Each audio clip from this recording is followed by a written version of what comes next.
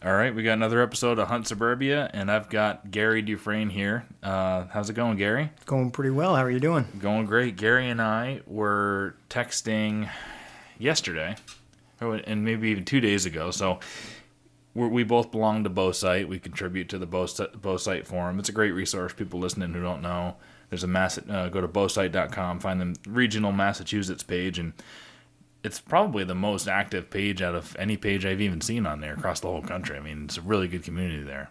Yeah, it definitely is. And I made a post there about, my buck after I shot it and was trailing it. And, tons of people giving advice. And Gary reached out and said, hey, if you need help looking for it, let me know. And it turns out he's only a couple towns away from me. So we were texting. We never met each other before. But that's just the type of community, the hunting world has, and that forum in particular. So he was going to come help me look for that buck. I think you had to work or something in the morning, right? I had some meetings I had to attend. So I went in there by myself, and then Chris Alberini joined me and helped me find that buck. But it turns out that Gary ended up hunting that evening and having an awesome story that we're going to tell here too. And another incredible recovery story. My story of recovering this buck, 27 hours later is a pretty good one too. But and then Gary's got some other really fun stories that we're going to talk about that we were texting about. I can't wait to get out of you. So thanks a lot for coming in, and appreciate you being here. Let's start out with, before we get into the recovery stories. Well, actually, this is one. You told me that a buck charged you, like almost killed you, when you were recovering him one time. Let's talk about that story. Well, it's the hunt after the hunt. The first hunt is where you prepare, you get out, you're looking for your game, and hopefully you put a good shot in, and then comes the hunt after the hunt. And I didn't mention this to you before, but I've been a hunter and instructor over a decade now, and anyone who's taken class in Westboro at headquarters or Southboro Rod and Gun Club has probably met me. The three things I typically do are archery, tree stand, and big game recovery. And I really love the hunt after the hunt. And it's fascinating when you help someone out, the information that they think they have and how different it is from what actually happened. And if I think about a new hunter, whether it's someone in their 40s, 50s, 60s that starts, and I try to adopt someone from every class every year and try to mentor them, and someone will get lucky and they'll put an arrow through a deer, and I'll say, okay, stay where you are, drop a pin, I'm going to come meet you. Don't get out of your stand, don't look for anything, and you're gonna walk me through what happened.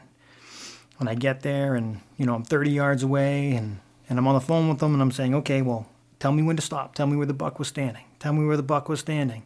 And they keep motioning me one direction or the other, and then finally they say, stop, that's where the buck was right there. And I say, okay, you sure it was right here, right? Oh, yeah, definitely, 100%. The buck was there and it ran off to the left. Okay, well, I saw a bloody arrow 20 yards the other direction. Are you still sure this is where the buck was, right? And it's amazing when you're in the moment and you make the shot and there's so much emotion and things are happening quickly. And often, we forget the simplest thing. Where was the animal standing when we released the arrow? Yeah. It all happens extremely fast. It does, and that's the hunt after the hunt. I mean, and I think, looking at the video that you made for this buck that you had this week, you're looking back at the video minutes after taking the shot, reliving it, and seeing it differently than you just remembered it happening only minutes earlier. Yeah. Yeah, exactly. And then I don't even know if in the moment I realized, I know when I first got into the stand that day, I was like, God, there's a branch there. But I was like, it's so wide open here. There's so many lanes. That branch isn't going to mess me up. I remember thinking that when I got up. And first thing in the morning, got all settled. And then when that buck's coming in, I totally forgot that branch was there. And just subconsciously, and it turned out where he ended up stopping, that branch was right in the way. So I definitely had to lean to the left to get around that thing. And that's why that arrow, I just pulled it to the front left of the shoulder. But yeah, being able to look back on film is so great. I mean, that's why I think, filming is going to cost you some deer. If you're trying to get stuff on film, you're going to make mistakes and you're going to lose deer and lose an opportunity because you're just trying to get a good shot on film. But in the same sense, you can go back and look at stuff, and it provides so much intel. Even later on in that video, if anybody wants to watch it, I put it up on the YouTube page. Later on, after I tracked him for 500 yards or so, and it's 5 or 6 hours after the shot at this point, I jumped him up out of his bed, and I pulled my phone out right away to get a video of him. I couldn't get a shot at, he was 50, 60 yards away through some thick shit, so I couldn't get another shot on him, so I videoed it, and that turned out to really help me later on too, because I saw how slow and groggy he was, and kind of limping away, and it showed me that he was kind of on his last leg there, and so don't pursue him anymore. Let him go bed down and die again. Yeah, absolutely. And there's so much when you look at the actual place where the arrow hit. There's so much information there, that's available for you to look at. Obviously, the blood on the arrow, the type of hair on the ground, the angle of the arrow. It's going to tell the story and really give you the information that you need as to how you proceed with the next step and the amount of time you take. I mean, unless the deer goes down within sight and is obviously expired, then you have some difficult decisions to make, and you can always Monday morning quarterback it. But and that's the first deer that I've ever had to go on a long trail. Every bow deer that I've shot has died within sight, and it was short, easy track job. And then all the gun deer. There was one deer when I was a young kid in Vermont that I shot with a muzzleloader that we trailed for a long ways. It was in the snow, so it was easy tracking. And he ended up jumping into a pond and swimming back and forth in the pond until he was so tired. I was standing there. Actually, she was a doe, and she's so tired, panting, walks up out of the water into like shin high water, and just looks at me like, "All right, you got me. I'm done. I give up." And took a few more steps out and shot her, but we had that moment. But I haven't had any long tracks like this one, so I didn't know. And of course, I've heard, if it's not a fatal, if you're on 500-yard blood trail, just back off. Let him die. Don't keep pushing it because you're risking jumping them and pushing them out to another patch of woods or into private or whatever.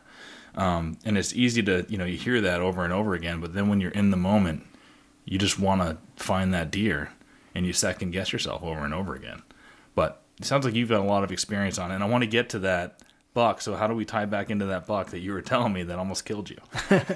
Well, that's all about the hunt after the hunt, and I try to take my own advice as much as possible, and even though I have a lot of experience recovering deer, I'm going to call for help as well. I think one of the biggest things that we can all suffer from is fatigue of our eyes, and it's remarkable. That's what I had the first night. I went in there and I couldn't find blood again, and the way the sun was way different coming through the trees than it was all morning when I was tracking it.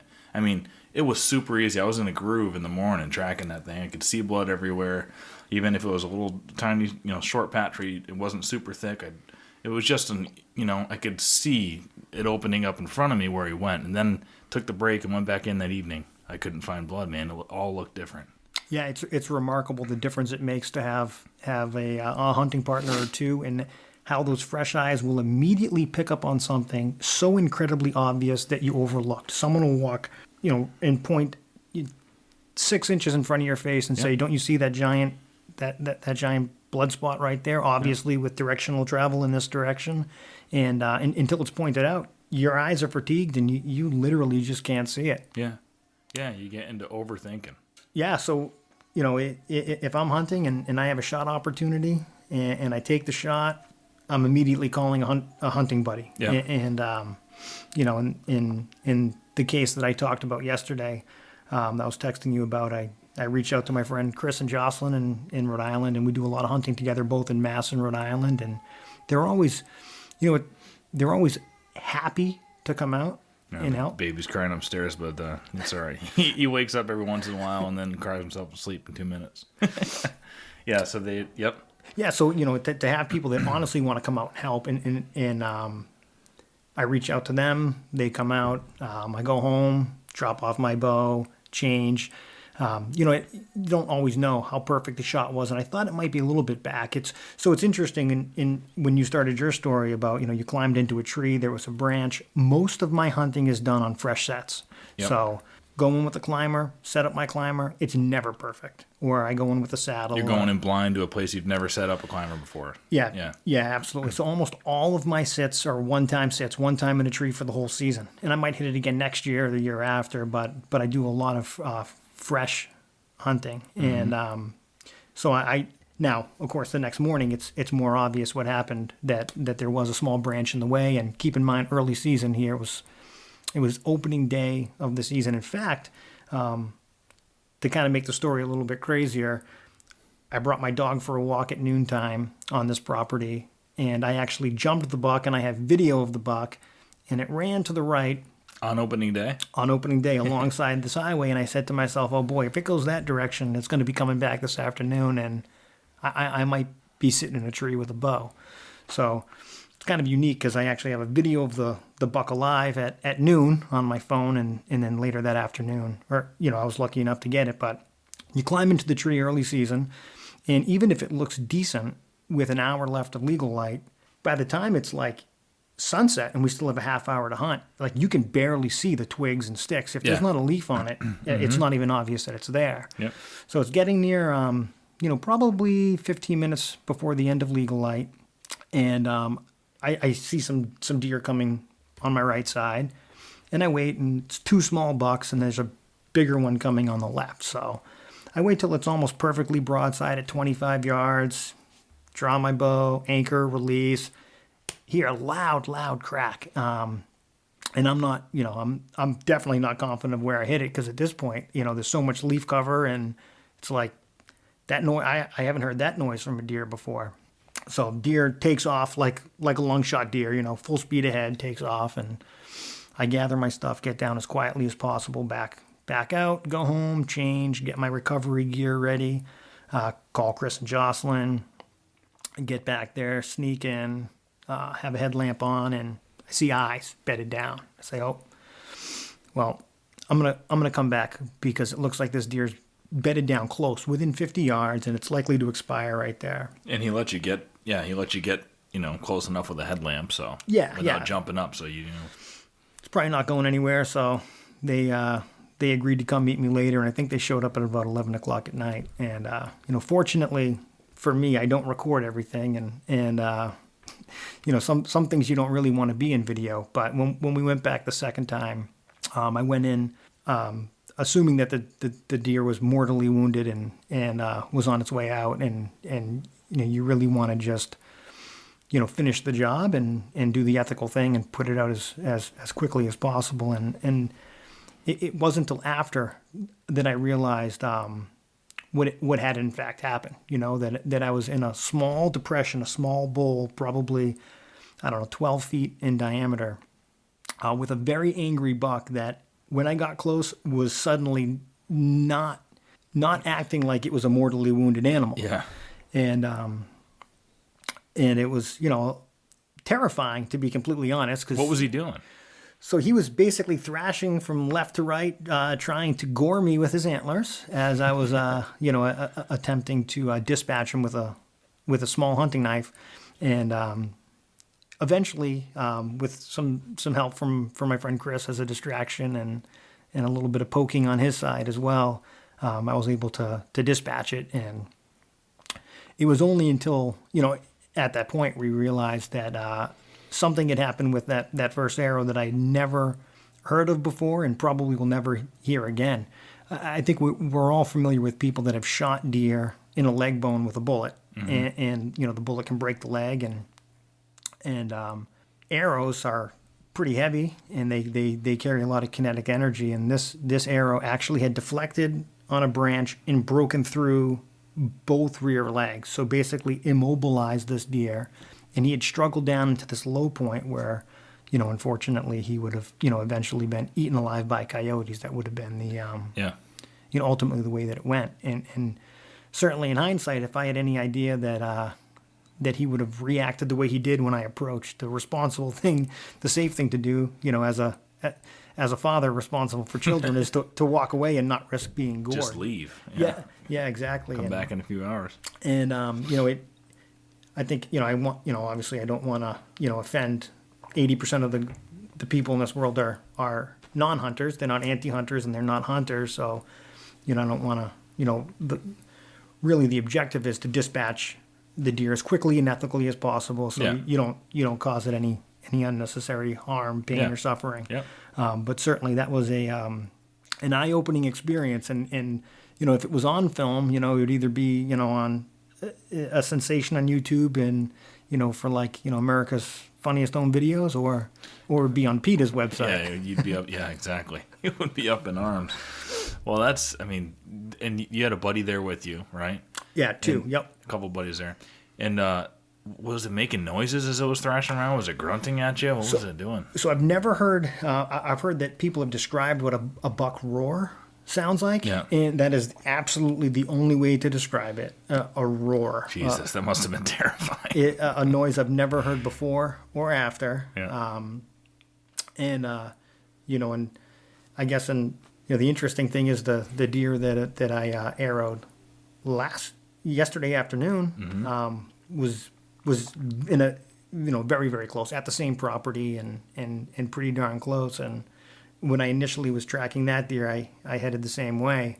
How big was this this first buck? The first one, so it was a mainframe 8 with 2 stickers, one off the brow point and then one, I don't know, in between the G2 or G3. I'm not much of an antler guy. I don't really mount deer or anything like that. But it was a big buck. It was wide and didn't have a tremendous amount of mass, but certainly enough headgear that it was absolutely.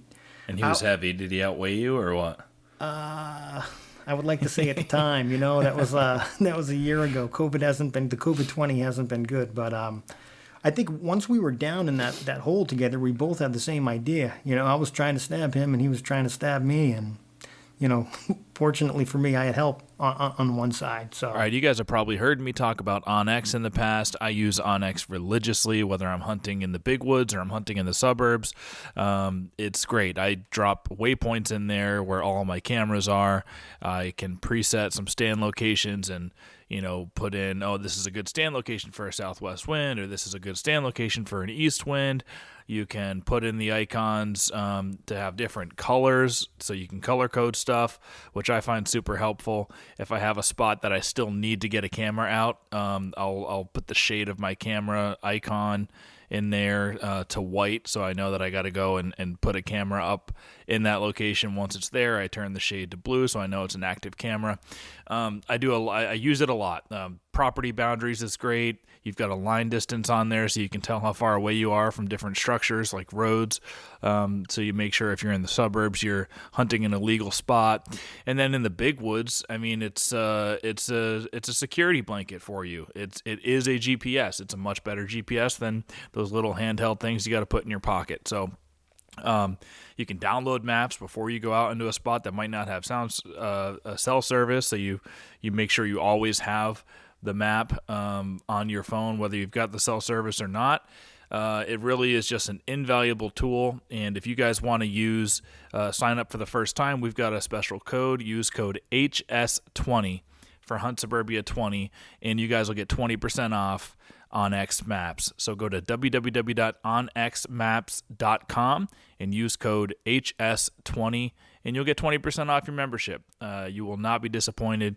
It has helped me kill deer over the last few years since I've been using it. I'm addicted, and it is just another tool in the toolbox, but a necessary one. So get on to onxmaps.com, use code HS20. Well, that's a crazy story. You mentioned, when you got a buck and you're going to back out, you go get your recovery gear on. What's your recovery gear? How's it different than what you're hunting in?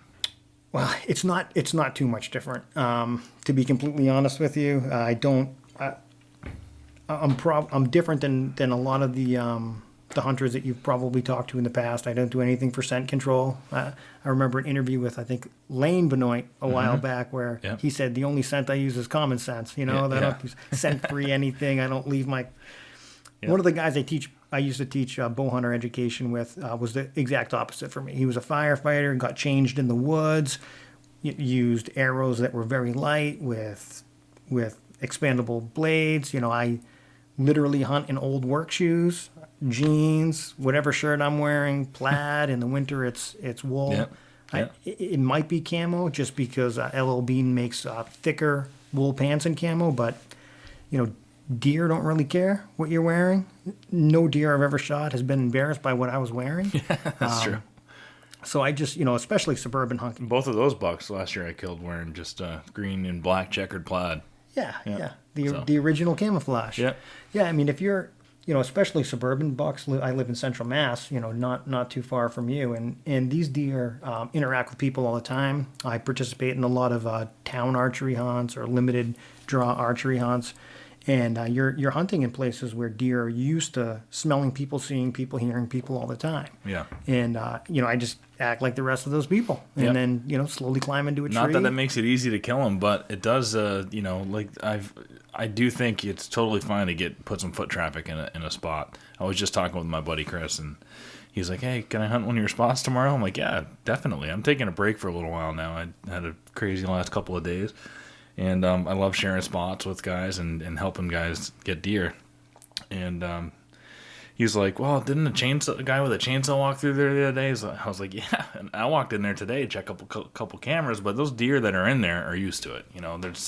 There's main trails in there, mountain bikers going by all the time. There's, you can hear, kids running around in backyards and stuff. I mean, they're used to all that stuff. So yeah. So to recover a deer, it's usually whatever normal clothes I'm wearing, less layers, obviously, and minimal what I have. Obviously my license, my tag, a pen, occasionally rubber gloves. Yep.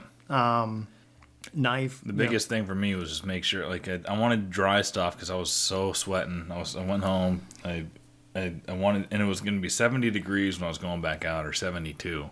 So I got this real cheap leafy ghillie suit off of Amazon, and I threw. You probably saw that in the video. I did see that. I threw that on, and I thought, yeah, that's going to be the most lightweight thing I can have. And it was a terrible choice because I got down in there, and the mosquitoes were stabbing me through that so easy, and I couldn't. The way that thing covered my head, I mean, I wish I just had a baseball cap on. So I'm not going to wear a ghillie suit again in the recovery. I thought I was going to go in there, sneak around on the ground, and have to put another arrow in them.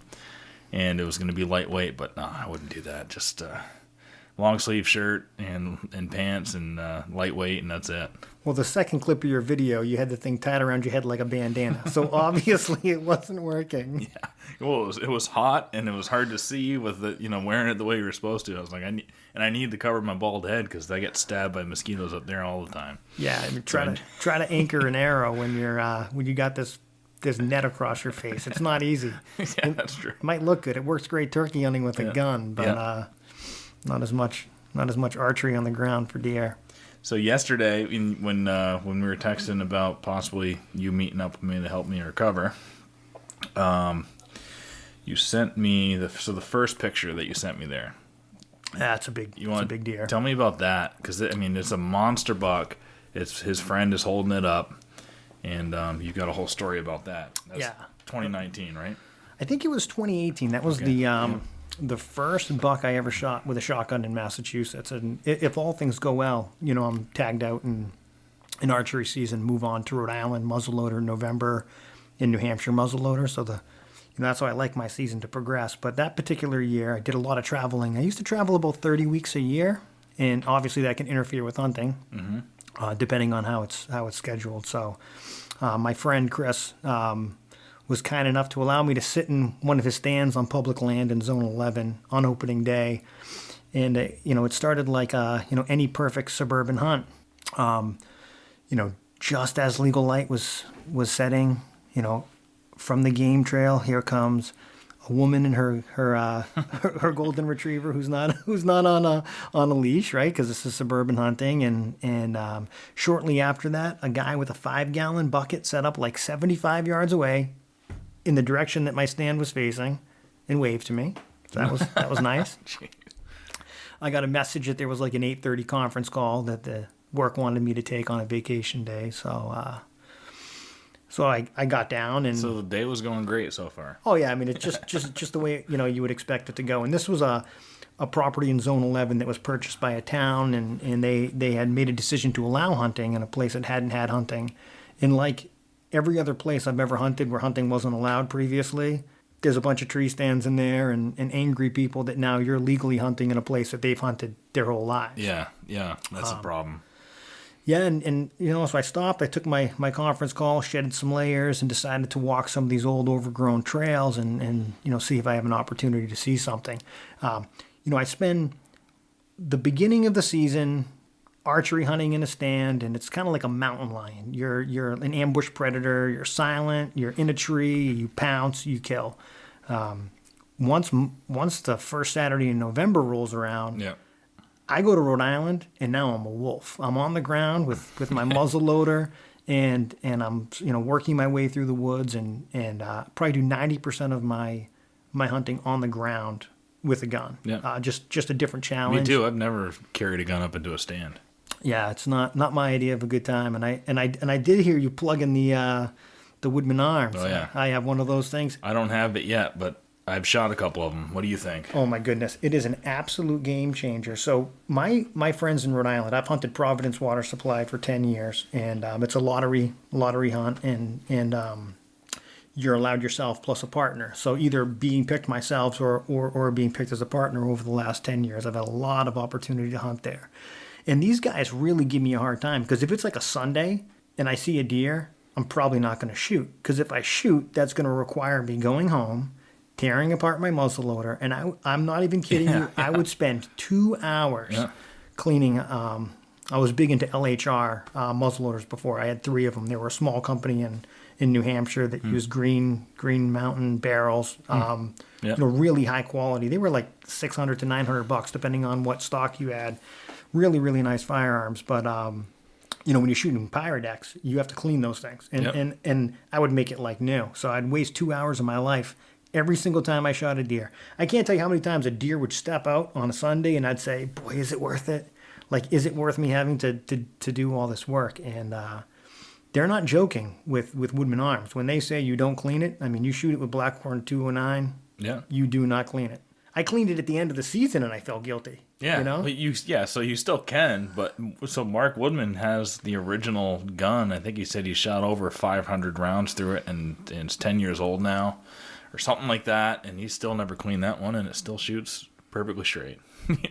Well, I was surprised. I shot it with a clean barrel before Youth Day. My son turns 14 tomorrow, and I was getting ready for youth deer season in Mass, so I wanted to shoot the 20 gauge and shoot the muzzleloader and give him a choice. And even the first shot was, an inch off center, and the next bullet was right next to it. So that's it. It won't get clean till the end of the season, or maybe not even at the end of the season. But that one thing alone, I know it's an expensive muzzleloader, but quite honestly, if it saves me 2 hours, if it changes my decision whether I'm going to take a shot or not, like, game changer for me. And as I get older and realize that, you're acquiring stuff that you want to last a lifetime, so spending more money for something that's going to last longer, the days of buying disposable stuff that you can, use for a year and then throw it away and get a new one, those are long gone. It's way better to get nice stuff that lasts. And that gun's going to be like that for sure. Lifetime warranty on it. It'll replace any part. Super small company, down to earth guys. Have you met Mark? No, I've talked to him and Timmy. Yep, and Timmy, both awesome guys, but buy once, cry once. Exactly. Yep. And then it's just the Blackhorn 209 after that. Yeah. So go back to that deer. So that big buck.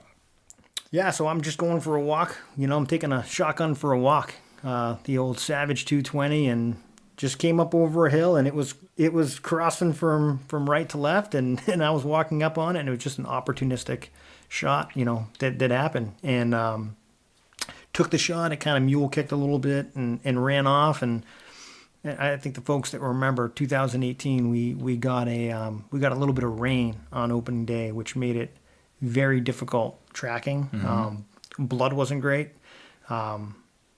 Not probably as tough as the muzzleloader. I know I've had some real challenging muzzleloader tracks. Those deer don't always bleed well, even if they're shot well. There's one hole sometimes, and the first hole might be a little bit high, so it's bleeding inside and not bleeding out. But it was a pretty long track job on that one.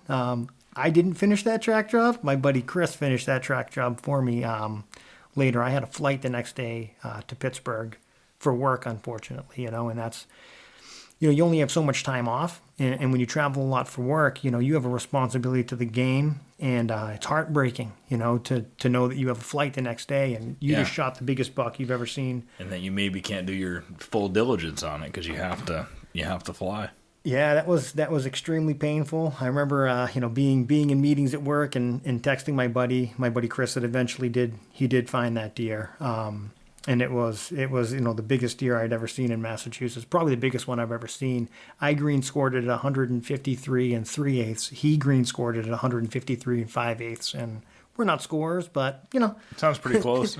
yeah, the fact that we were a quarter inch off. I haven't scored it since then, but it's you spend enough time in the woods hunting, the probability of something happening increases just based on like the volume of what you're doing, and spend hundreds and hundreds of hours in the woods every single year. Eventually you're going to get an opportunity like that. Yeah. A lot of folks just sit in a tree stand. They'll get in a tree stand before legal light. They'll stay in the tree stand till after legal light, and that works out great if you're in a spot where deer want to be. But deer spend a lot of their time just bedded down, and if a deer is in one spot not moving and you're in a different spot not moving, that's not a high probability for success. So sometimes you just have to get out and make it happen. And I'm looking at a guy on a bucket and a lady walking by, I can sit in that stand all day, or I can improve my odds by being mobile. And that's what I chose to do.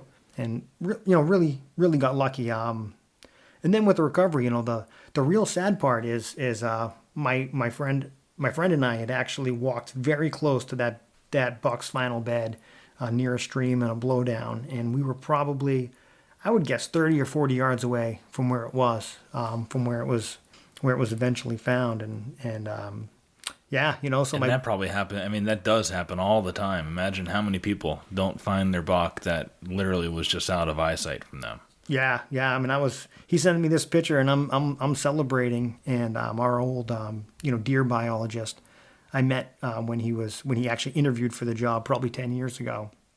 And I sent him a message and explained what happened. I'm out of town, and I need obviously I want to keep the rack. And he was kind enough to give me the confirmation number for the deer while I was in Pennsylvania, and made it legal to possess it, and then to get a Euro mount on it, because obviously, that's good. They're going to want that. Yeah. So that was a beautiful buck. So you've had some crazy recovery stories, man. Yeah, I mean, I wish they all weren't so crazy, but do you do any bow hunting on the ground? Because you love being on the ground. So what's your ground bow hunting strategy? And you killed some bucks on the ground? I have. I think I've killed 5 or 6 on the ground. One at that same spot. A doe at that same spot walking in with my buddy, and 2 years ago while blood tracking an 8-point, a doe ran by at like 15 yards on the ground, public land, Central Mass, and arrowed that one as well. A few in Rhode Island. I remember there was a Columbus Day the year I met my friend Chris, so probably 2012, and I was tree surfing. I sent a message at like 8:30 saying, I'm done tree surfing, I'm going to get down and shoot a buck. And, I didn't make it back to my car on the cart trail, and there was a spike standing there, and I said I was going to do it, and quite honestly, shooting a spike on the ground with a bow is, probably better than shooting an 8-point, from a tree with a gun, when you think about like level of difficulty and probability. I mean, it's just, it's an unusual thing to happen.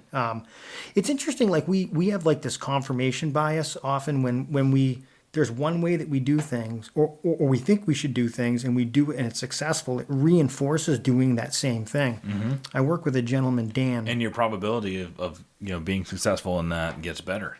Well, and then it builds your confidence. And confidence is like, it's like the most important thing that we can have. And, I fish a lot and I hunt a lot, and I tell everyone, whatever works for you, that's what you should do.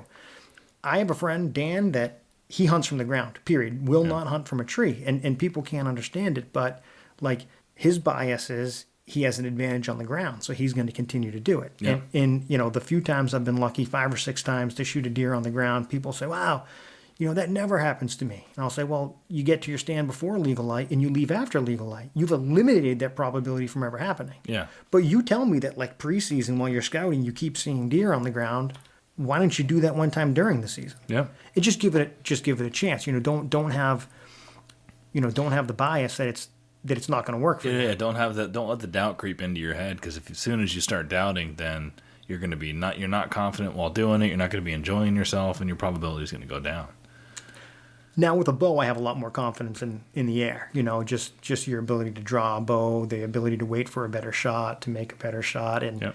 I think I checked today because I keep records of things, dates, moon phase, where I was. I keep detailed notes. The deer I took yesterday was my 35th deer with a bow, and you don't remember 30 of them that were like, the perfect double long that ran in a circle 30 yards away and fell over dead. Those aren't the stories that you tell your friends at camp. It's these more interesting ones. It's like,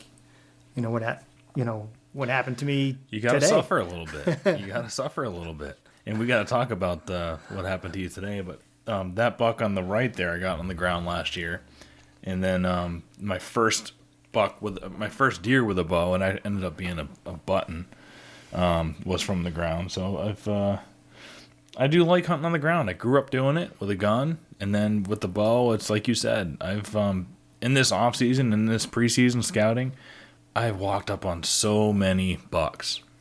Postseason last year, without anything in my hand, without a bow or anything, right? Just walking around scouting, checking cameras with my binoculars, I would be creeping up and just get within bow range of bucks. And it started happening a lot last year. And then 2 weeks before this season, I got within bow range. I got to 20 yards of bedded bucks twice. So it can happen. And it's like you said, as soon as you start doing that, what's the difference than doing it with a bow in your hand? Absolutely, yeah, and the more often you try different things, the more often you're going to find some kind of success. And we all define success differently. Some people look for giant bucks with huge racks. Some people just want to fill a tag. Some people want to fill every tag, and it's important that we all have our own definition of it, and we try to figure out what success is to us. All right, folks, deer season is right around the corner in many states. It's starting up in less than, just about 2 weeks from now. So get on to www.heronhill.com and stock up on some wine, both for yourselves and, of course, for your wives and your girlfriends. Get them a case of wine and butter them up a little bit before deer season.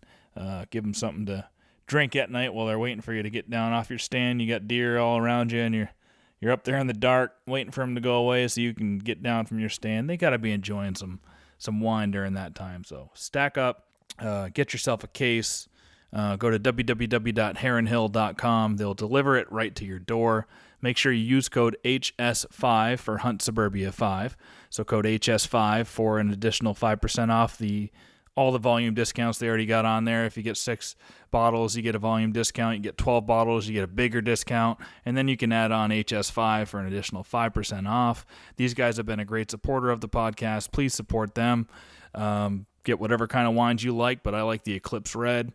They've got a Game Bird Red that goes really good with game birds and pairs well with venison. It's got a little bit of a fruity taste to it. Go on there, get whatever you like. If you've ordered from them before with code HS5, just go on there and use the volume discounts they already got. It's already an incredible deal, and I'll get credited for the order as long as you use HS5 at least once before. So again, thank you everybody for your support. Tell your wives thank you for letting you get up into the stand a little bit extra this year. All right, if you folks are looking for a muzzleloader, you can't go wrong with a Woodman Arms muzzleloader. They're made locally right up here in New Hampshire. They are accurate, dependable, the most accurate and dependable muzzleloader on the market. People from all over the world are buying this gun. It's extremely light. It carries great. You don't have to clean it if you use Blackhorn 209 powder, and it just keeps shooting and cutting holes in the paper like you wouldn't believe. I've went around and shot a couple friends' muzzleloaders. They're Woodmans, and they are plunking them right in there, as Lanny Benoit says. And I haven't received mine yet, but I can't wait to. I'm sure they all shoot exactly the same because the owner there, Mark Woodman, is a machinist and an inventor. And, he has crafted this thing to shoot with precision. Get on to www.woodmanarms.com, check them out, or give Timmy Bolduck a call, 603-608-7218. He knows everything there is to know about those guns and will be happy to take your call and answer it. I'm at the point now where, quite honestly, if I never shot another deer in my life and I watched my son shoot deer instead of myself, I would be more than satisfied. Yeah, your friends or your family, whatever, like anybody who's close to you that's a hunting buddy, you get so much satisfaction when they get a deer. You just get just as much. Like that's why, like my buddy Chris was texting me. Oh, I don't want to like go in and blow up the spot. I know you've been prepping it, and I'm no, dude. I would be so happy if he went up in there tomorrow morning and killed a buck. I had a buck going. So this morning I'm getting texted because I got a few cell cams out in this spot. He's gonna hunt tomorrow. I was texted a picture of a nice 8-pointer going into the bed. You know, I had it set on this trail going into bedding. And my set is hung right there perfectly, so when it comes out of bedding, you know, it would be a no-brainer. And I had one going in there this morning. I could have gone in and probably sat there and maybe killed one tonight, but I'm taking a break because there's a couple big bucks I don't want to go after too later in the season. And so I didn't go in and hunt it, but he's going in tomorrow. Hopefully tomorrow in the morning there'll be a text of a buck going by, and then him with another text. Oh, I got him. Well, I have to say, I mean, that's pretty unusual. Although I think this is the way everyone should be. I think a lot of times hunters are incredibly territorial, and you know, people, they feel like they're missing out or they have additional pressure when other people are successful, and they generally don't celebrate other people's success. And I think if I look at the people that I hunt with, like they are like genuinely happy to hear a muzzleloader fire, to hear that an arrow was released, to help someone else recover. And you know, the guy that found, you know, the biggest deer I've ever seen in my life for me was the guy that allowed me to hunt his stand on opening day of shotgun in a place that he found. And I had a very, very slow season, and it's like, wow, like those, you know, people like that are real friends. Yeah, absolutely. And I mean, I remember last year I had my dad down here too, and I was sitting. You know, he's up there in age, and it's new for him hunting down here. He's never killed deer with a crossbow. So I set him up in a spot, and then I sat, I don't know, I was probably only 75 yards from him, facing a different way. And I just heard him fire his crossbow at one point, and then I hear crash, and it was like the best thing ever. Yeah. I was like, yes. I heard the shot, and I heard the deer come, and the deer ended up crashing and falling about 20 yards from me in some high grass. And just so excited to hear that noise, you know. And it's like I didn't know what it was. Is it a buck? What is it? But it ended up being a doe. But just that noise, like I got so excited. And it's the same thing when you hear a gunshot, you know, in deer camp in Vermont. One of the 10 guys at camp, you hear a gunshot. Oh, who is that? Who shot? And you're just so excited to see what they got, man. I mean, that's what hunting's all about. Well, you know, I think it's different in different places. I started hunting in my late 20s in Central Mass, and there was no feeling of deer camp. So you were a late start. Yeah. There was. I have a buddy Jess who's like, you know, one of those friends that's good at everything. It's really annoying, and he picked up bow hunting, and he immediately got a deer. I think I'd helped him set his stand, and I didn't know anything about it, but I just didn't want him to be better than me at like anything, and kind of forced me to kind of get into it, and you know, really grateful that I did. It actually was one of the most natural things. I had been hunting fish my whole life, walking around with polarized glasses, casting at a specific fish, and it was a different form of hunting. And as soon as I got my first deer, I mean, it was absolutely natural. It was a home run. It's an adrenaline rush. You know, I don't know that everybody's always completely honest about the adrenaline rush and the addiction to adrenaline and you know, what it means, and obviously respect for the animal, and the animal gave its life for you to feed your family and enjoy it. So there's a lot of emotions. I mean, I still don't get, you know, people crying on TV and shaking, and you know, some of those things are a little bit over the top. But everybody's reaction is a little bit different though. But you have to have that feeling inside, you know, and you got to feel something. Yeah, you hope that feeling never ever goes away. That's for sure.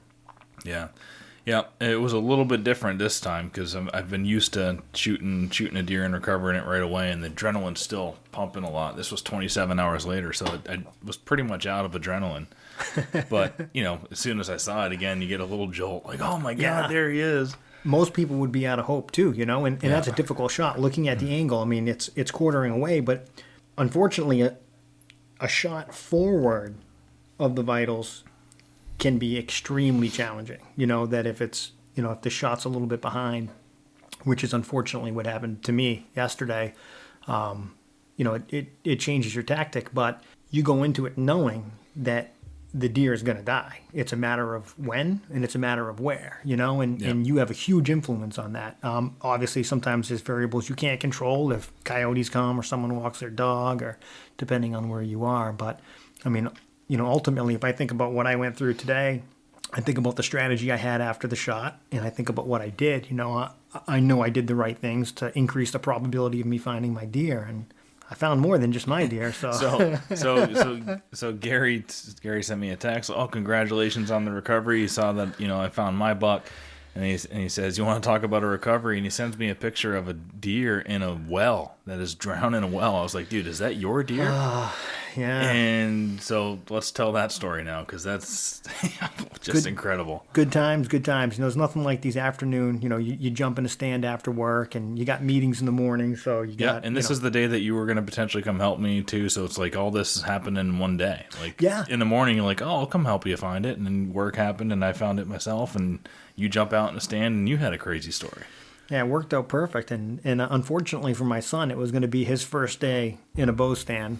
He's strong enough to pull 40 pounds for the first time, and in Massachusetts he can fill my tag. So it was going to be his first day in the stand, and he decided to run around with his friends downtown. So here I am in the stand, and you know, I got one deer coming in on my right. I'm in a saddle at the time, so it makes it, you know, one of the things I like most about the saddle is that the tree is in between you and the deer, and it's pretty easy to get positioned for the shot. You know, lean a little bit to the left, and I'm ready. When this deer clears this last tree, simple shot. It's hitting new licking branches, making scrapes, and it's got about 20 yards to make up before it clears for me to make a shot. And as it finally approaches that last section, you know, it steps a little faster than I expect. My MERP didn't work. I don't know why we make that noise. I'm not sure what it means. Mine worked. Yeah, my MERP did not work. So when I released that arrow, it hunched up immediately and walked off slowly. And, you know, I may have launched another arrow towards it. I have a single pin sight. I hunt 25 yards, but I already had a hole in this deer at 25 yards. And I said, geez, another one would be helpful. But based on his body language, it was definitely shot too far back. And it was like 6:15, so I still had a half hour of legal light, and you know, I'd have to have the discipline to get down and to leave, and a little bit easier when it's still light out, so you can safely crawl down and get away and hopefully not push the deer, because any deer that's wounded, if you push them, they can go pretty far, and it's a mortally wounded deer. So you saw him hunch up and... Oh yeah, it gave all the obvious signs. Completely hunched up and walked off, labored in pain, and you know, it's kind of a long highway, and I have an idea, because I've hunted there a little bit, of the general path that's going to go, and I know there's some water, a little stream at the end, so likely that's where it's going to end. You know, that you know, ultimately it's going to have some issues with being you know, shot in the paunch, and it's likely to head towards water. So I back out early. You know, I call my buddy Chris and Jocelyn, and they're on their way to bird hunt in New Hampshire, and I give them the story, and there's some joking, because they're the two that came out to help me in the same spot with what I affectionately referred to as the stab buck. And, you know, they're joking about not being available, and I go back in the morning. No, I think we're going to sit this one out, Gary. Better get a bigger knife. I don't know, that 2-inch blade that you use, it's a little dangerous. So I back out, eat, you know, try to fall asleep, obviously. Anyone that's had to spend a night wondering about their deer doesn't sleep well. So even though I had confidence what was going to happen, I had trouble falling asleep, and you know, decided to wait to go out, leave my house at 6:30, so it's very light. And the plan is to walk with a nocked arrow from the position of the shot to a path of least resistance towards some water, walk the stream back towards the direction that I would leave, so I would make it in time for my 9 o'clock meetings. And, you know, I made it, you know, probably 45 minutes or even maybe an hour in, and I'm almost at the end of this stream, and there's a tree that had blown over, and the root ball's in the air, and there's like this big pond behind it, and I see this little like stone well. So I'm just going to hop up on this well and take a peek over the log and see if, maybe that deer just died right in that little pond there. And I jump on that stone well and I look down, and there's a dead deer in the well, like in the well. and this well's deep, so to reach down there is probably 3 feet. But when you look down, there's water below the deer, and the deer is just floating. It's just bloated. So I immediately call my hunting buddies, and I'm saying, you're not going to believe this. I sent them a picture of my bow next to a well and a deer in a well. And I'm on the phone with them, and I reach down, and I said, like, oh, this isn't right. Like, this deer got a lot smaller. I mean, this deer only has, like, 4 points. Like, I thought it had 4 points on each side. Like when I talked to you last night, I clearly said it was a mature buck with 8 points. It was wide. Big, wide 8-pointer. Yeah, and I'm thinking to myself, well, I've never had this happen before, but when I make a decision to make a shot, I scope out the antlers, and then I don't look at the antlers again. So I'm just looking at the body, and I'm waiting till I have the right shot, and aim small, miss small. So I'm no eyes on antlers. So you start second guessing yourself and thinking, like, wait a minute, like, is it possible like another deer was like next to this deer, walked in from behind and passed this deer, and I had already made a decision to shoot, and I'm not, something, it's just not making sense to me. And as I look at this deer a little bit more, I said, geez, look, this thing looks like it's been dead a while. Its eyes are white, its nose is funny looking, the ear that was out of the water has like no fur on it. And I just said, something's not right here. I'm gonna keep looking, because like this is not the deer that I remember shooting. Like this. Yeah. So I continued along that water and then into some thicker brush towards where I had arrowed the deer, and just over 70 yards from where I arrowed the deer, there's my buck. A big wide 8-point buck that had been shot too far back as expected. And, it just reinforces, people are always, give advice on deer, and they give you rules on deer that, a deer shot back is always going to go to water. Yep. Mortally wounded deer is always going to go downhill. In my experience, deer always go where they think they're safe. If they think they're safe on a hill, they're going to go on a hill. If they think they're safe in the thickest stuff on the east side of the property, that's where they're going to go. And this buck had bedded right at the edge of some thick stuff, in a place that made sense, that it would feel secure. I feel like they go back to their bedroom a lot, like where they spend a lot of their time. Think about it, like if you knew you were going to die, you'd probably want to die in your bed or your tree stand, right? Yeah. Right? You'd want to go somewhere that you're comfortable with and used to. My wife wouldn't want the mess. She'd make me go up back and just start digging the hole.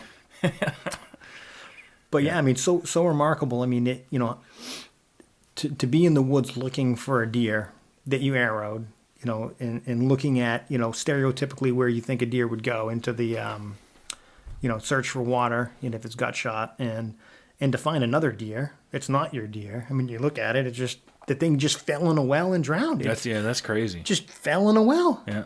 Like, you could hunt another 1,000 years, and I'd never experienced that. I've never even seen a well in the woods. Did you even know that well was there? No, but what's interesting? So hunting Providence water supply a lot. It's there were a bunch of towns that were taken by eminent domain. So there's wells all over that property, old foundations. There's like small cemeteries everywhere, mm-hmm. with like family cemeteries, like little baby headstones and family headstones. It's like incredibly creepy. So I think that experience has just kind of made this normal to me. Yeah. And it's remarkable, like, I almost fell in one once at the water supply. So, jeez. I mean, it can definitely happen. Yeah. Yeah, and I don't know how you'd get out of there. Well, if you got, if you got a bunch of like ice on it and you got some, leaves on it, and right, you don't really know what's there if it's not. Yeah. I mean, this one was off the ground. This one was a little bit surprising. And some deer jumped up and over and whoop, couldn't get out. Yeah. A young buck hopping through the woods ended up in a well. Yeah, that's crazy, man. I mean, and yesterday, that buck that I was tracking all over the place 2 days ago, he brought me into, going back to like the bedroom thing, he brought me to places that I would have never thought to go in or never wanted to. Like, so thick, super thick places, rock. There was this one place that he brought me into that was in the middle of the thickest of the thick.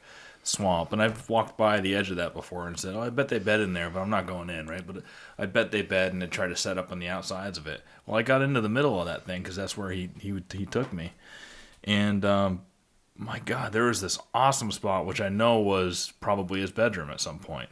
I mean, it was a little rocky outcrop that was tiny. You wouldn't be able to see from the outside, but once you get in there, just a little ledge.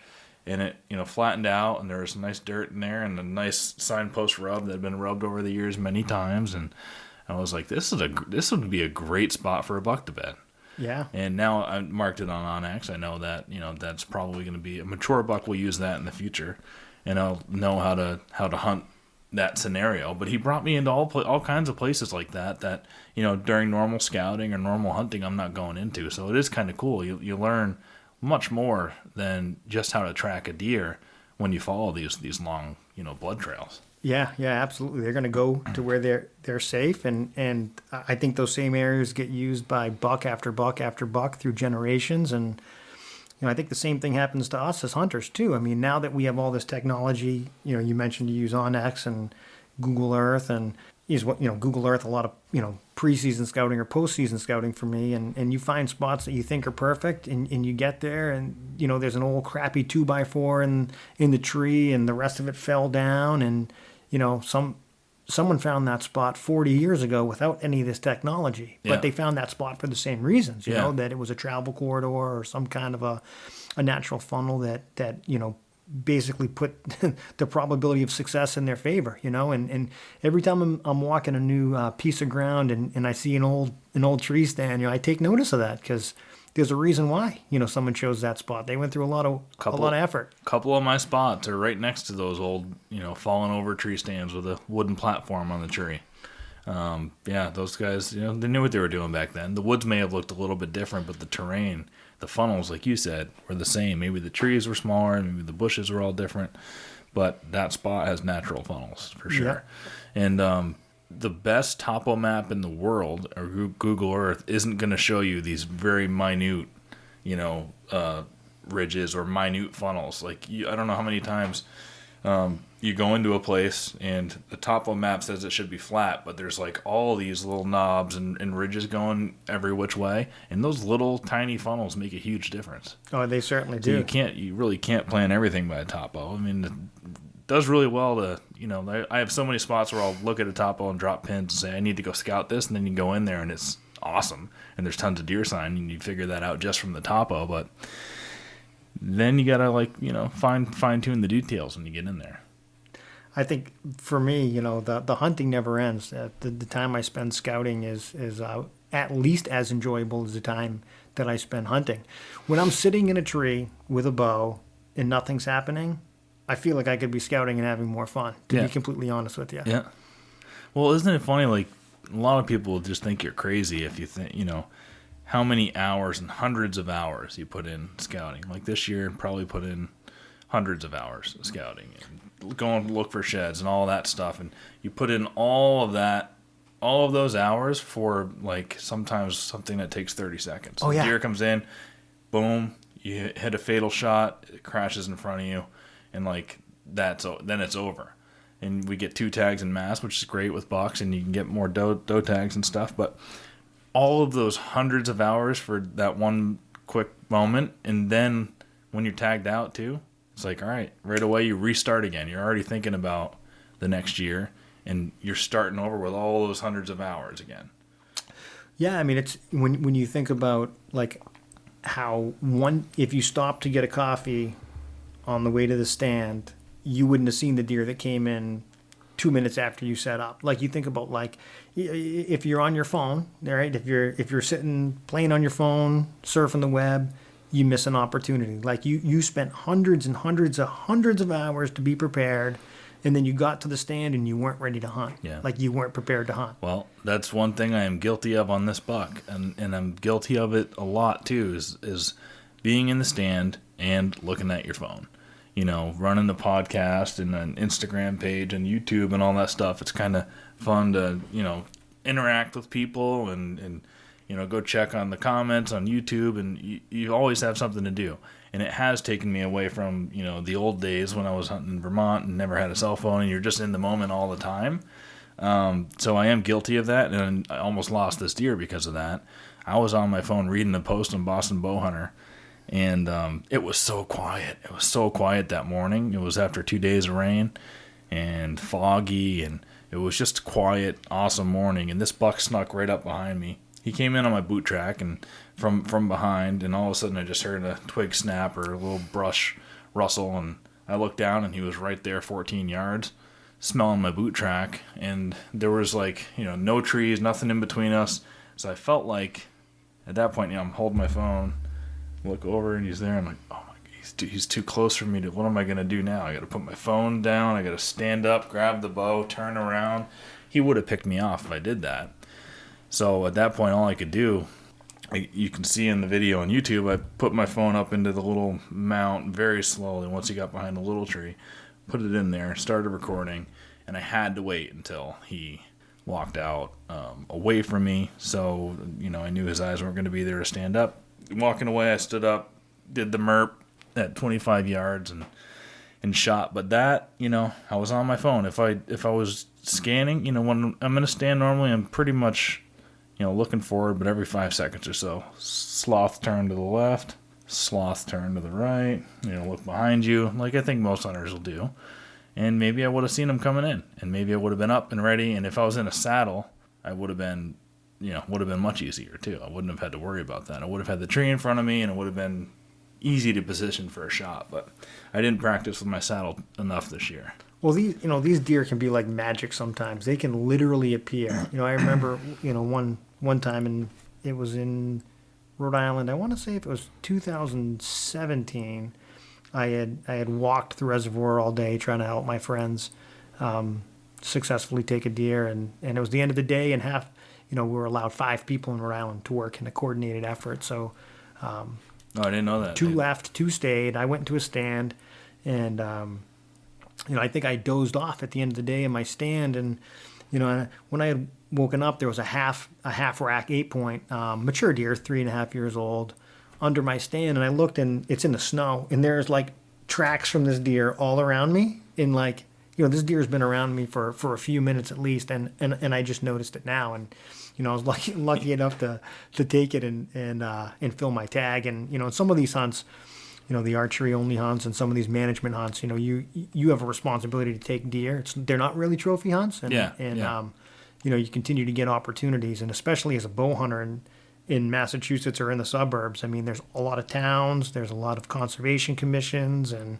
different land trusts that give us opportunities to hunt, and we owe it to them to keep their best interests aligned with ours, which is to reduce deer, take adult does out of the population, and that gives you more time in the stand. That gives you different opportunities for different properties, and eventually a big buck will walk by if you keep doing those things. Absolutely.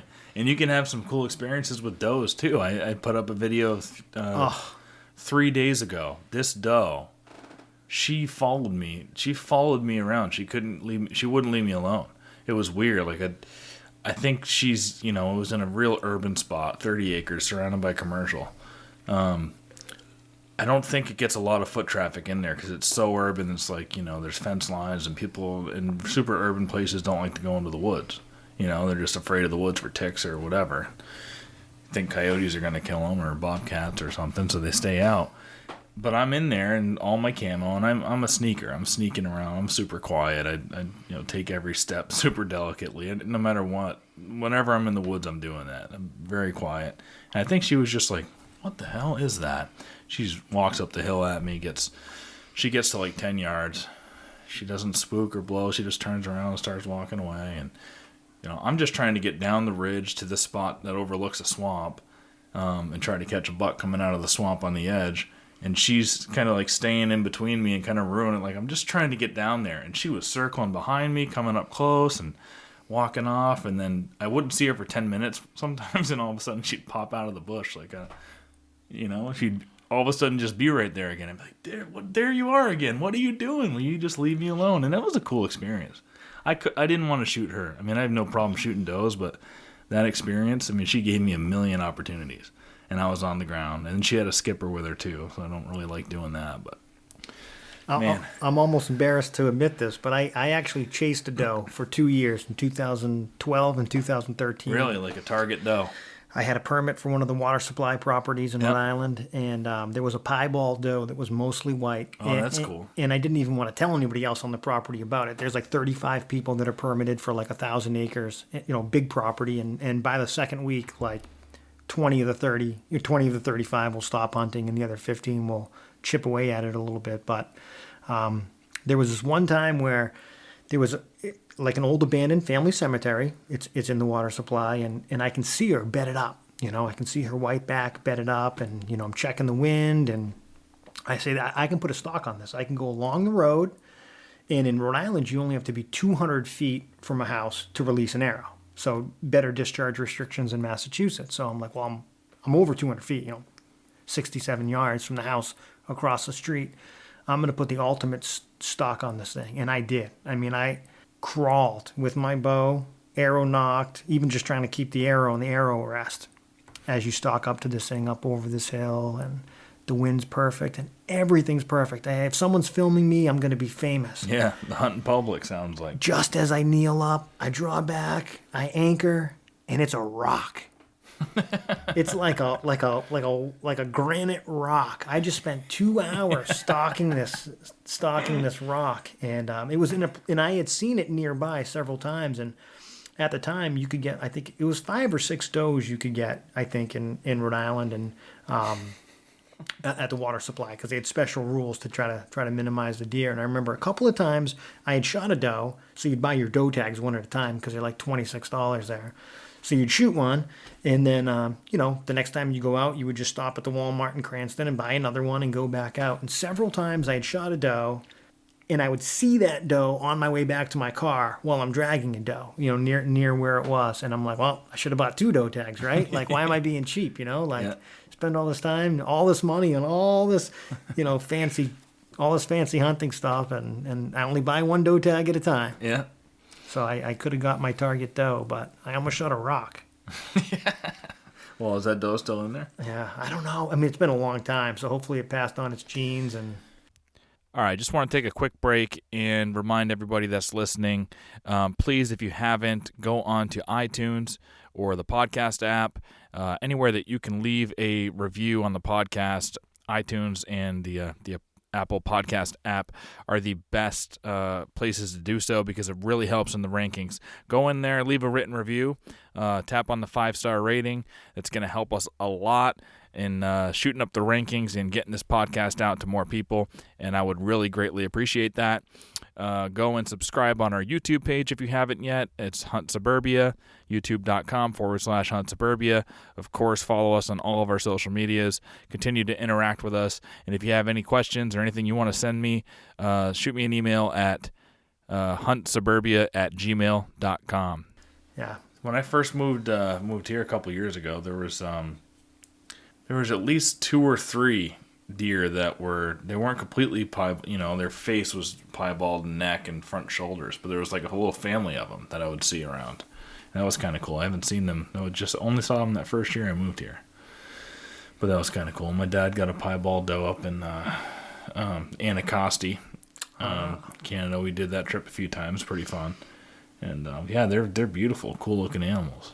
I've thought about that before, the Anacostia vacation. It was fun. Yeah, my uncle did it years ago, and he'd come to deer camp and tell us how great it was, and every buck's an 8-pointer up there. And I think back in the day it was kind of, but the first few years we went out there was a ton of deer. We'd see 130, 140 deer in the 4 days that we'd be there, and it's a great place to stalk. And I haven't been back there since I've been into bow hunting, but next time if we go back, I'm bringing my bow, because it's a awesome still hunting.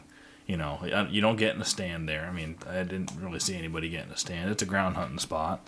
They got trails everywhere, going through real thick, cool terrain, and I would definitely bring my bow back. But it's cool. Everybody speaks French, and if you get the American plan, then you got the meals made for you, and you're in this like nice dining hall in this rustic cabin on the ocean with these big like cliffs everywhere and salmon river going through. It's wild. It's pretty expensive though for going up to get 2 small deer. They're not huge bodies and they're not huge racks. Yeah. It's a pretty expensive trip. Yeah, it's something I'd probably do just once. Yeah. I feel like I'm going the other direction, though. I started as a bow hunter, got really into muzzleloaders, and I've taken a few deer with shotgun. But last year, I had the best adventures actually in New Hampshire, in northern New Hampshire, picking random wildlife management areas I'd never been to. Big wood stuff. Yeah, walking alone with the gun, and I had shot opportunities 4 days in a row. And On bucks or doe or both, yeah. And so it was either sex. I think the first couple days in the zone I was in. So the first day there was a doe, and then I got some small bucks on was this film. the early muzzleloader they do up there, right? Is that what you're talking about, or were you doing the later season? Because I know their muzzleloader is early compared to like Vermont muzzleloaders in the end of December. You know. Yeah, it's an excellent question. I took videos, so I'd have to check because I remember I was almost at the top of this mountain, and I said, I've been walking for 2 hours. I might as well just go to the top, and I got right to the top, and I peeked over, and there's a deer bedded right there at the top, and I'm like, oh, this deer is too small to shoot here, and if it falls on the wrong side of the mountain, there is no way. I don't even know anyone with a helicopter. All spruces on the top, right? This one wasn't. No? No, this one wasn't. I think that was one of the, I guess, you can't really spot burn in the middle of nowhere, New Hampshire, right? It was one of the William Ruger wildlife management areas. There's two of them there. Yeah. So. Oh, the White Mountains are gigantic, man. There's so much public national forest land in New Hampshire. It's insane. Yeah, I mean, you think about us here, that trying to recover a wounded deer, we both had an arrow shot deer. And boy, if you're not careful, I mean, it's in another town. Never mind off the small property that you have permission to hunt. This deer was incredible. I was hunting a small town, piece of town land, and it is. I mean, on X, it stayed right on the borders of the town land. I mean, it was pretty crazy. I'll show you after. Because I use the tracking feature in OnX to which is super helpful when you're tracking a deer.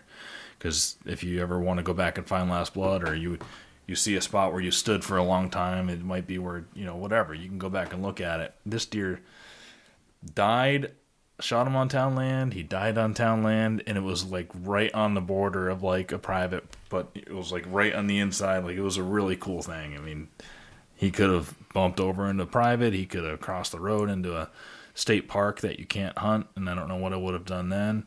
I mean, everything with that deer was lucky. I double checked. You were right. It was the first week in November. That must have been muzzleloader. That's why it was either sex. Yeah. So the second, the third, and yeah. Well, I love those. I love big woods hunting. I mean, I hope I tag out in Massachusetts kind of early this year so that I can do more of that gun hunting again that I used to do, and I want to track a buck this year. I'm heading up to hunt Pittsburgh, New Hampshire, Thanksgiving week. So my buddy's a teacher, so he gets. Yep. That's the only real good long weekend he has off. So we're going to just go up there, and the probability of success is pretty low. Deer densities are extremely low. Yeah, but it's a different kind of adventure. That's what it is. And honestly, that's what it's all about, is the adventure. Like what are you going to remember? Exactly. It's all about that adventure in the big woods, and it'll be nice, to get out there with my friends and find some body of water and try to work it and see if we can get a deer. And hopefully you've got snow, the good probability up that far north in Thanksgiving week. Yeah, I would definitely expect that there'll be some snow. Yeah. And I'm hoping to make it up there before that anyways. I mean, I was surprised that when I went to northern New Hampshire, every single time I went there, I found deer. And that's not, that wasn't what I anticipated going into it. I hadn't hunted New Hampshire for a few years when I had tagged out in Rhode Island. I just go to New Hampshire on Sundays, and I had mostly concentrated on southern New Hampshire, and I saw a lot more deer sign, but I never saw a mature buck in southern New Hampshire. Obviously they're there and people are really successful, but some guy from Massachusetts that shows up, a couple Sundays a year, didn't stumble across one. So. But up north, did you find mature buck sign? Or? I was actually surprised. Yeah, I was actually surprised, and walked up on a moose and have a nice video of a moose, and it's like, boy, being a flatlander from down here, getting so close to a moose and jumping it out of its bed, like, you realize right then, like, if this thing comes at me, I might have to shoot it. Like, I don't want this thing anywhere near me. Yeah. Like, I don't think there's a tree I can get behind that's going to protect me. Yeah, you thought the stab buck was big and angry. Oh, the man. Moose. That thing, that thing tried its best to kill me. A week later, I had another. I got to see a picture of this thing's rack before you leave. I know. I could have brought it with me. A week after that. Where did you stab him, by the way? In the neck? No, just like trying to stab it in the lungs. And I use a pretty small knife, so yeah, I could have done better than I did. There you go. There's a picture of this buck. If you look closely, it's a mainframe 8. It's got a small sticker by one of the brow tines, and then it's got another small sticker on the other side. Beautiful buck. He looks angry though. He looks pissed. He was certainly angry. So that was opening day, and then a week later, on the same property, big public property in Central Mass. It's only been open a couple of years. I had a 10-point come by. Much more mass, but a smaller rack. Definitely smaller. Not nearly as wide. So this deer comes out, similar, probably a half hour. That's a cool buck. Yeah, half hour before legal light, and I arrow this thing, and it tears out in front of me. Then it goes behind me, and then I hear it running down to my left. And of course, I call my buddies Chris and Jocelyn. They come out to help me as always, and. Do they hunt? I forget. Do they hunt? They do. Yeah. Chris, I met him in the woods at Providence Water Supply at Tunk Hill, and we hit it off. And very hardworking, smart, excellent hunter. And we hit it off, and we ended up just doing a lot of one-to-one small mini drives, or just bumping deer to each other, and have been incredibly successful. And then I think I chaperoned their first date when they were shooting clays at some gun club, and you bumped her right into him. Yeah, and that's it. And now, yeah, exactly. Now here we are, 10 years later, and they're engaged or whatever. But they came out to help, and they're on, we're on the blood. We're taking turns following this blood. And I'm saying, boy, it should be better than this. Like, why isn't it bleeding better? Like, that was like the classic double long kill shot. And the thing is, even if a deer lives for 45 seconds, it can cover a lot of ground in 45 seconds if it's going full steam. So we're on blood for a while and kind of taking turns finding it. And now it's right on the edge of this reservoir. And we're kind of on this little finger, kind of a little peninsula. So I said, well, I'm going to jump ahead of you and get to the other side. I got my trusty little knife. So if by chance you bump it now that you're on the edge, if it stays on the edge, I'm going to try to tackle this thing. Obviously, I didn't learn my lesson, maybe the last one should have stabbed me a little bit so I'd make better decisions in life. But so they're creeping towards me, and I'm creeping the other way, and I look out. I can see a buck in the water, and I can see an arrow sticking out of this thing, right? And it's October. It's it's pretty cold out, Oh yeah, look at that. Yeah. So my buddy says, well, we got to just go get it, right? And I said, okay, well, I'm a surf caster. I build custom fishing rods. This is my thing, right? I'm gonna go grab a 10'6" Lamy glass. I'm gonna throw a top water on there. I'm gonna freaking snag this thing, and I'm gonna drag my buck in. He says, we got to go in and get it. And I'm saying, well, this is ridiculous. Yeah, I turn around. Like you're reeling an alligator. Yeah. So I turn around like I'm going to, take off my shirt and jump in. And there goes my buddy Chris, diving in his underwear. And you're watching the video right now, diving in his underwear and dragging this buck out. I did stop the video to not embarrass him because, he was in his underwear. Yeah, but, what a story. Yeah. And we... I think a lot of time, because we hunt the water supply in Rhode Island, that's happened to us before. Unfortunately, we've had, deer go in the water and swim across. It goes both ways. It's funny how we see things. We see, what we consider natural barriers, whether it's highways or whether it's, a reservoir in this case. And certainly, I think they will funnel deer movement, under most circumstances. But the reality is neither one's an obstacle to a deer. So they're not afraid of swimming. They swim a lot. Oh, yeah. Yeah, we see the Mass Pike or we see the reservoir as something they're not going to go across. And I can't tell you how many times I've jumped big bucks right at a tiny little peninsula at the water because they know almost nothing on land's faster than them. And almost nothing on land can swim as fast as them. So they, they're either going to get out one way or another. And I mean, it's just, crazy recovery. The hunt after the hunt, to have to get out and swim and drag a buck back to shore in October. Crazy. That's a good friend, right? That's a great friend, and you're a good friend for not filming him after once he got out of the water in his underwear. You guys can't see him. He's not wearing white underwear. I want everybody at home to know that he had colored underwear on. So. Yeah, they're pink. Yeah, this is PG-13. My kids can listen to this. There was a buck that I saw coming back from a hunt one time. I was just getting off. It was a highway transitioning into another highway, so I was getting on an off ramp from one highway and an on ramp to the other. And there was a giant buck there, and I marked it on OnX. And I ended up looking later, and it was next to a water supply in a town that you can't hunt this water supply. But it was a big buck, and I posted about it on Bowsite. And someone said, so looking at it on OnX, there was a peninsula that would go out into the water supply. And it was that was it. It was like maybe a 30-acre peninsula with a power line going through it, and it looked like perfect deer habitat. And that's right where he was standing. It was a giant buck, biggest buck I'd ever seen. And so a couple guys sent me messages or replied on there that, they've seen bucks there too, and there's definitely big bucks, and they'll see them swimming from the peninsula.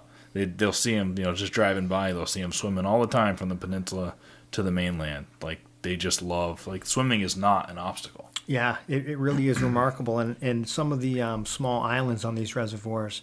Now, some reservoirs you're not supposed to cross the ice and investigate islands. Maybe some you are, I don't know. But I've done it. I've walked on the ice and gone to these little islands. And if you look at the amount of rut sign on these islands, these deer are not walking across ice when they're making the sign. I mean, this is pre-rut and rut activity on these small isolated islands on these reservoirs. It is remarkable how often they visit them at that time of year, and there's not enough cover, there's not enough food, to sustain them long term if you look at the size, but it's remarkable how they'll hit those areas.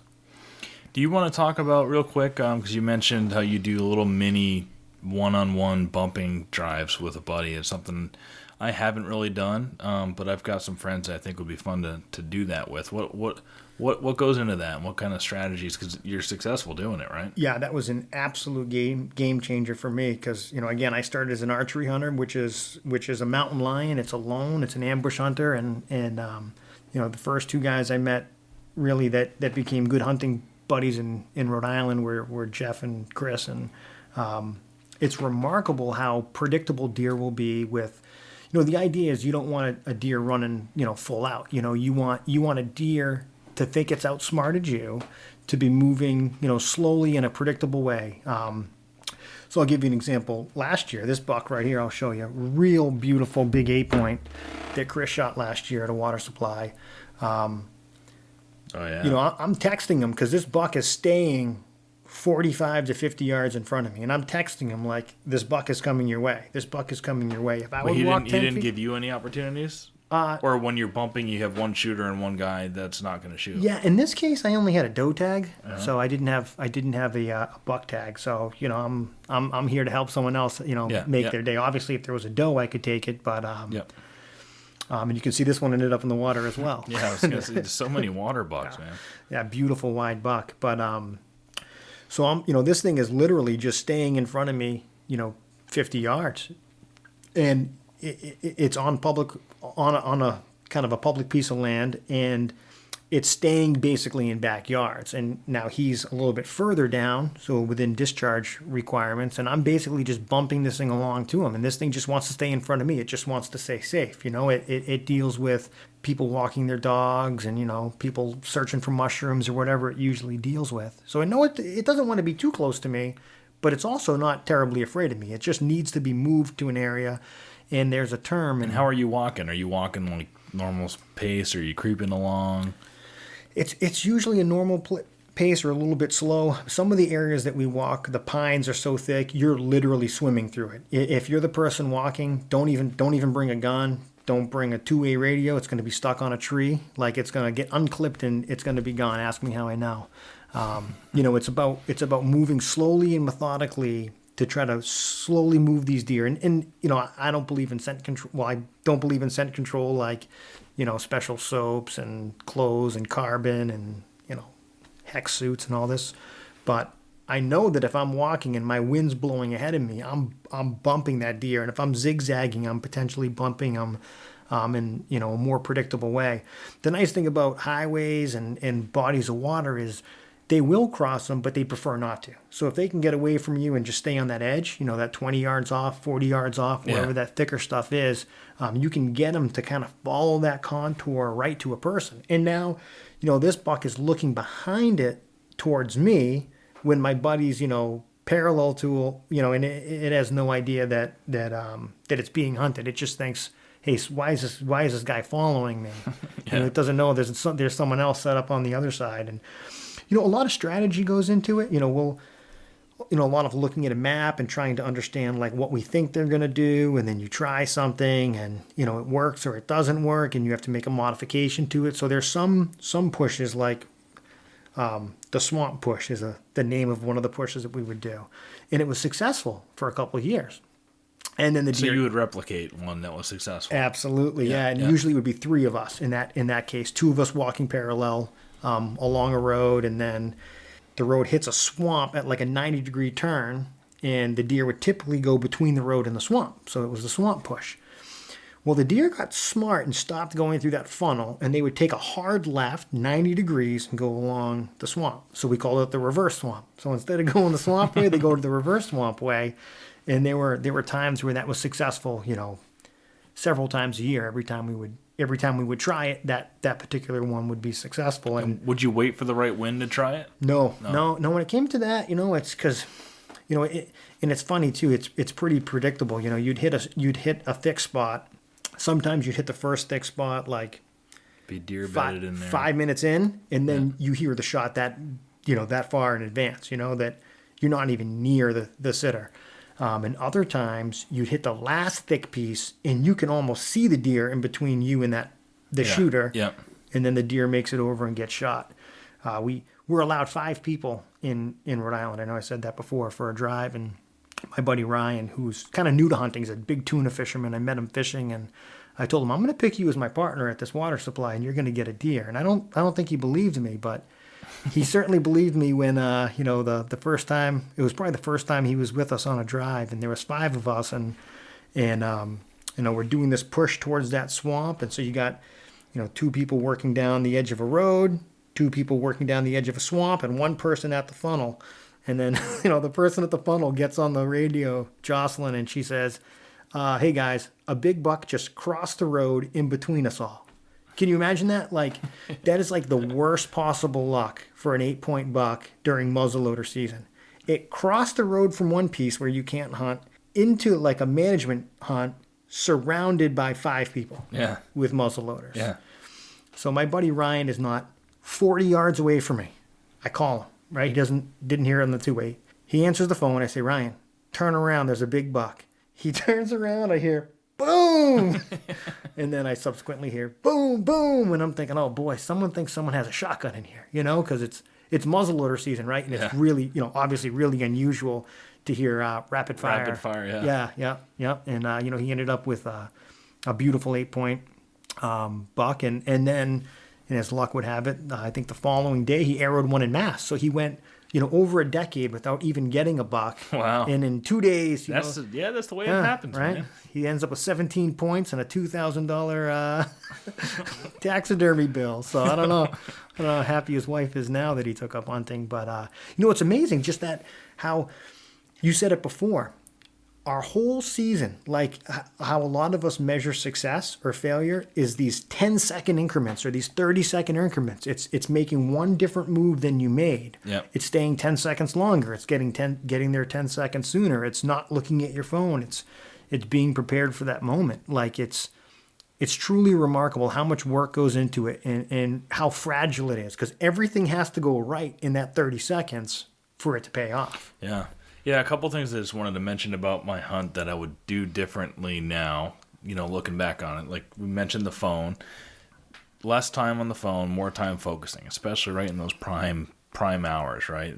First 2 hours in the morning, last 2, focused. You just put all that work in not to mess it up by looking at your phone. That branch that was in my way, that when I climbed that tree in the morning, I saw it there, and then I was like, it's not going to be a problem. Just snap that thing off. It could be a problem. Snap it off. I'm always worried about making too much noise in the morning. I want to get up as quiet as possible, but try to quietly snap it off. I would definitely do that again. And then once I realized that he was bleeding such a good blood trail, and I'd been on it 300 yards, just back out. You have to. You have to back out. Don't keep pushing and bumping. Yeah, I agree with you. I think they're going to find the first place they feel safe, and they're going to bed there, and very likely they're going to be dead there. I told you my deer was 70 yards from where the arrow went through it on arguably the worst lethal shot you can make on a deer, which is a gut shot. Straight gut shot. Yep. No liver. I mean, if it was any further back, it might have hit the kidneys. It doesn't get any worse than that. But having the discipline to back off, I think is very, very difficult, but very important. Yeah, it was, and I didn't do it, but next time, I learned from it, and I will do it. And then another thing you mentioned that was interesting, and Mike LaFleur is a tracker from New Hampshire, dog tracker, that called me, and we talked a lot that night, and he was asking me all these questions because he's been on hundreds of tracks and tracked down hundreds of deer with his dog. So he's asking me all these things and getting all this good information from me, and then formulating an idea and giving me this confidence and stuff. But he also said, and you mentioned it, and it's true, and I just never really thought about it. You might be on a 400 yards or 500 yards in on your blood trail, but that deer could have covered that in a minute. Oh, yeah. They're blasting out of there. Don't think that he's been alive, slowly. No, he probably covered that 500 yards in the first minute after you shot him. So just thinking about that too, he was only bedded down. He may have bedded down a minute after I shot him, and where I jumped him out of the bed was about 500, 600 yards from where I shot him. And you might feel like, he just barely bedded down, but he was probably bedded down there real quick. Yep. So if you back right out, you're right. They're just going to die there. Yeah, and of course there's other variables we have to think about. Is it going to rain? Are there other hunters in the area? Coyotes in the area? I hunt almost all public land. I only have permission for one private spot.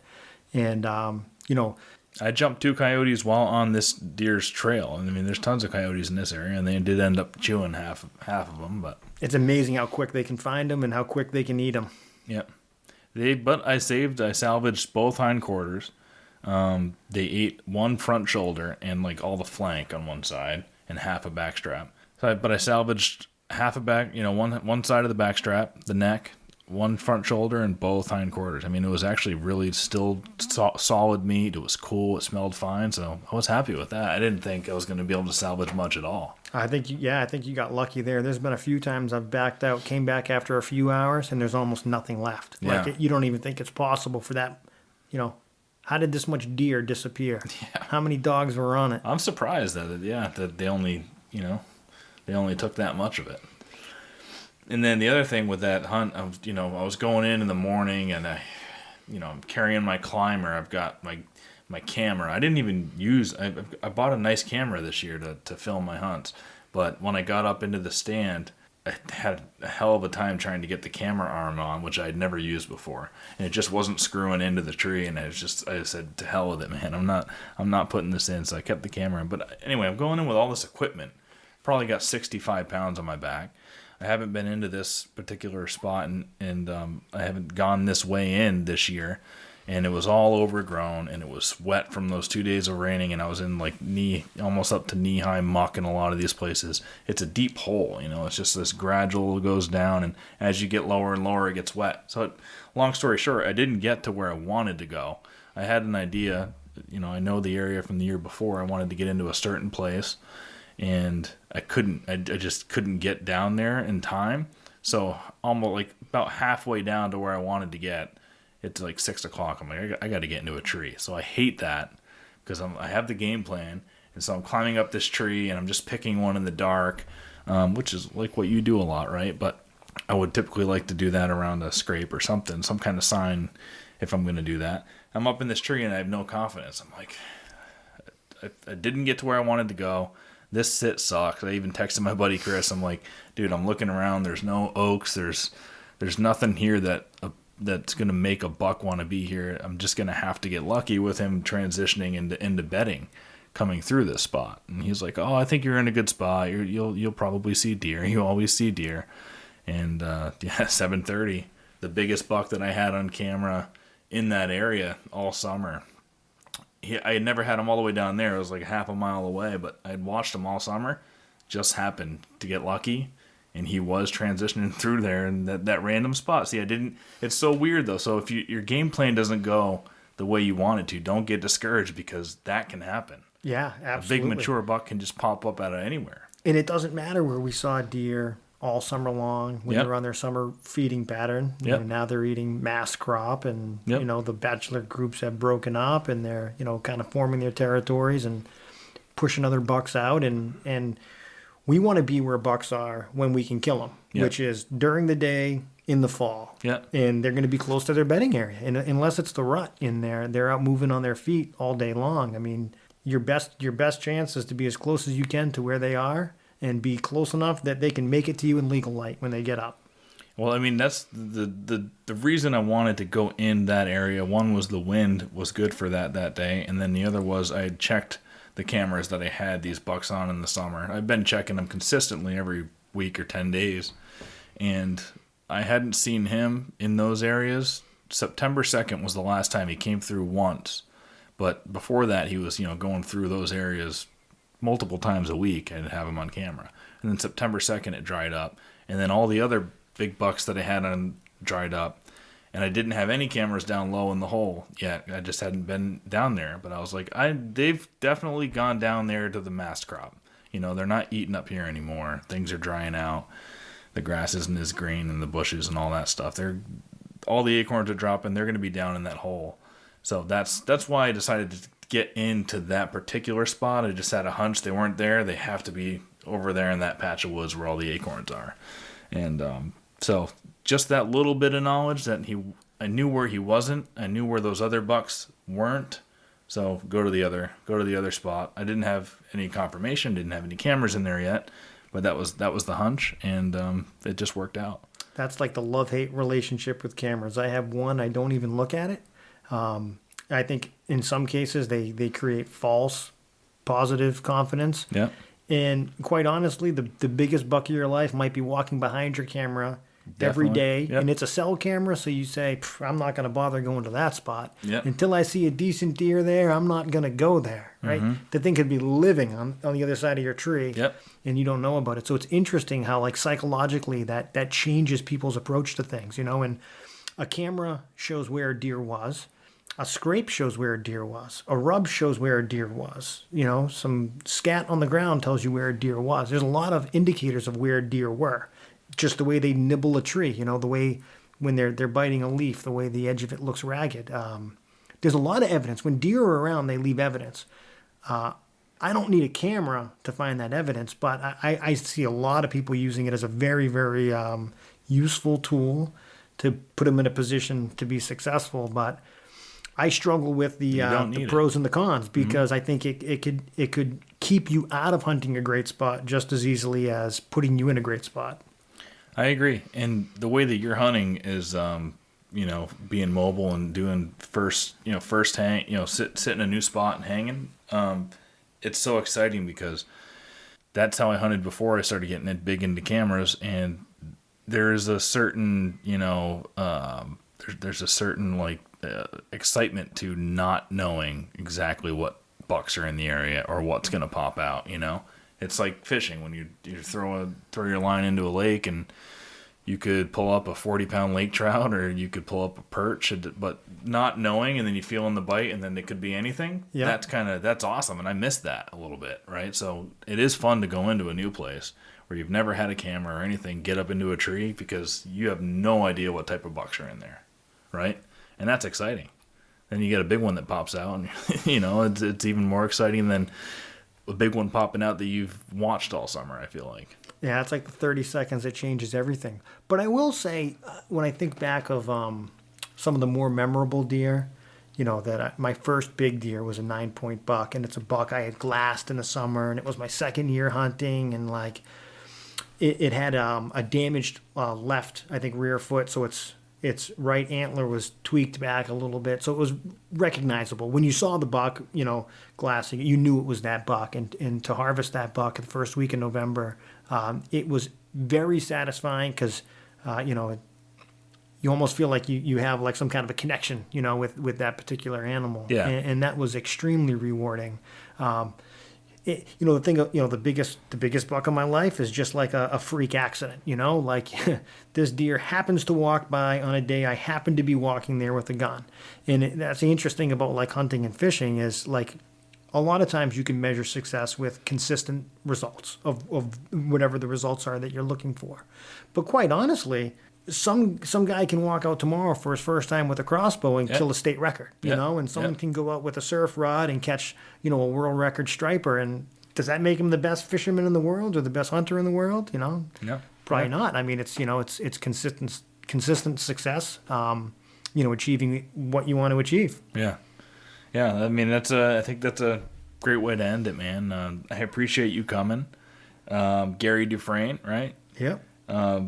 I really appreciate you coming. You need help with any tracks? I mean, I know you've got your two buddies there. Don't call me if one's going to charge, but if you need help trailing any deer or anything, you want to hunt together sometime, we're not too far away, man. It's great to meet you, and thanks for coming, man. Sounds good. Thank you. Appreciate it. Don't forget to subscribe to us on YouTube, youtube.com/Hunt Suburbia, as we'll be releasing a lot more video content this year. Big bucks I've been dreaming often, every night till I'm in a coffin. Vermont woods to the burbs of Boston, I'm looking for a tree to get lost in. Crisp mornings, little dust in the snow, quality time, just me and my bow. Fall evenings, I know just where to go for some quality times for me and my bow. It's just me and my